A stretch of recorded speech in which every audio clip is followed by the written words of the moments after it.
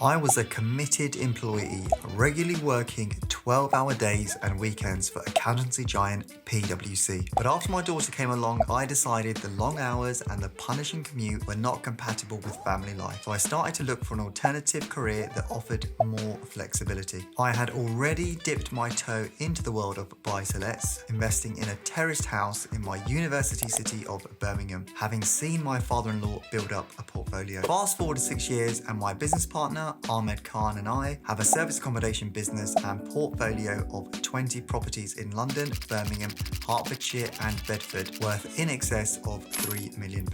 Many of the properties have rocketed in value after we converted existing one-bedroom apartments into two-bedroom apartments in London. I met Ahmed through the magic of social media. I was thinking of starting up a serviced accommodation business local to me in Letchworth in Hertfordshire. Put out a post on Facebook to see if there was anyone else nearby who was interested. Ahmed got in contact and within 10 minutes we were in a local coffee shop talking it through. You want chocolate sprinkles? No.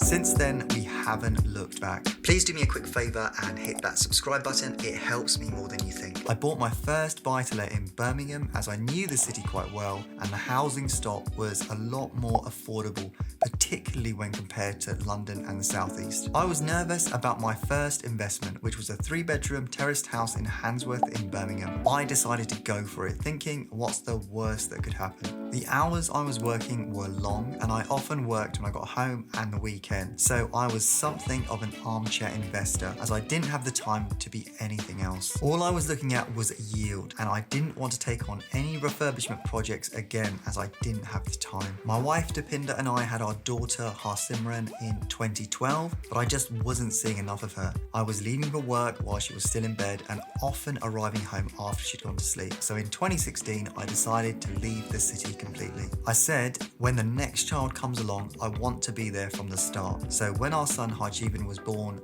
who's now 5, I was around. I met Ahmed through the Facebook post and we really hit it off. He was already running a similar business in London with someone else, so had the experience but wanted to do something closer to home. We set up a service accommodation business in 2017, first taking on a studio apartment. When that was successful, we took on a second studio, then a single bedroom apartment and built from there. We got on well with the agent, so from then on, whenever anything appropriate came on the market, he would give us a ring.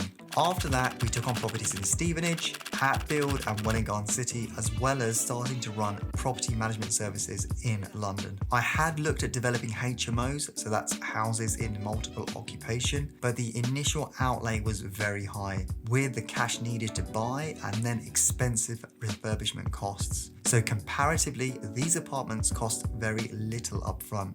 Some even came fully furnished, so all we really needed to buy were things like cutlery. Adding buy-to-let to the portfolio.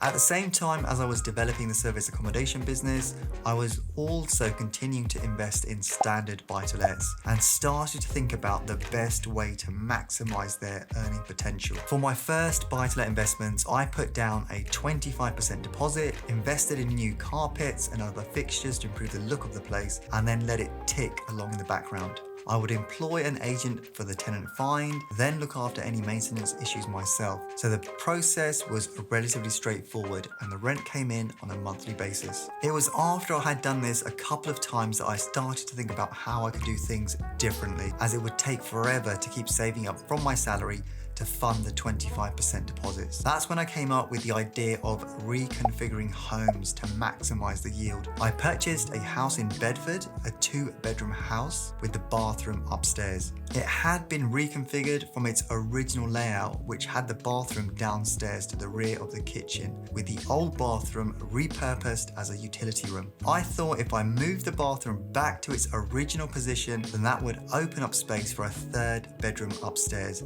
to maximize the yield. I bought the house for £97,500, converted it into a 3-bedroom house, and 6 months later, it was valued at £160,000, maximizing yield. This was my eureka moment. After I realized how much value I could add to properties in this way, I never looked back. Everything I bought from then on had some kind of angle, a way I could develop it to increase its value. It was after I had completed the work on the Bedford house that I started to look at properties properties in London. Initial purchase prices were very high, so I looked at what I could do to maximise the space. I narrowed down my search to 1-bedroom flats with a separate kitchen. I then removed the kitchen to add a second bedroom, creating an open plan kitchen diner in the main living space. Most new build flats have this type of open plan living space already, so I concentrated on buying older flats, often ex-council stock. While the conversion does involve some work, as we were only changing the use of one of the rooms, there were no walls to go up or being ripped out, which block owners don't like. It is just a case of rerouting the waste pipe and utilities. I purchased a 1-bedroom flat in Battersea and later invested in London Bridge, West Hampstead and Vauxhall. The conversions and improvement works had already bumped up the property's values. The flat in Battersea, purchase price £237,000, and after 6 months and conversion works valued at £320,000. Flat in London Bridge, the purchase price was £330,000, and after 6 months and conversion works valued at £450,000. The flat in Vauxhall, the purchase price was £290,000, and after 6 months and conversion works valued at £390,000. The flat in West Hampstead, purchase price was £303,000, and after 6 months of conversion works valued at £450,000. My checklist. Location is everything when finding somewhere to buy. When I'm looking to buy a property, I always check it is in a central location and is between 5 to 7 minutes of a tube station. Early on, I was just looking for the cheapest apartments, but these were often the high up in the tower blocks, and it was difficult to get a high loan to value ratio, so I started refining my search to low-rise blocks with a maximum of 5 floors. They also had to be a certain size.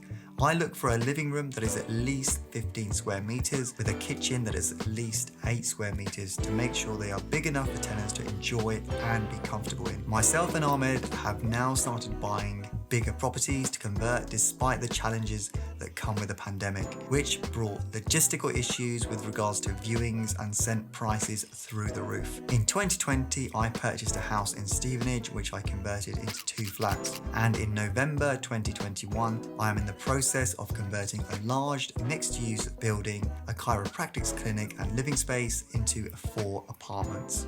I call my model the B4R model: buy, reconfigure, refurbish, rent and refinance. With prices rising across the board, it's more difficult to find affordable property. With the market the way it is at present, it's more challenging to buy properties at a discount, but it is all about looking at purchases creatively and seeing the potential. With persistence and time, anything is possible. A big shout out to the NRLA for featuring me on the cover of their magazine. I first joined the NRLA, the National Residential Landlord Association, when I had a problem with a tenant in Birmingham who wasn't paying the rent, so I could access their rent arrear letters. I've always found the association to be very professional, and all the information I've accessed is clear and easy to understand. The number of documents, contracts and templates you are given access to for such a low annual fee is fantastic. To me, the best thing about being a member is being able to pick up the phone and speak to someone who will give you great advice that you can trust. That is priceless, and I have recommended a number of friends join for that service alone.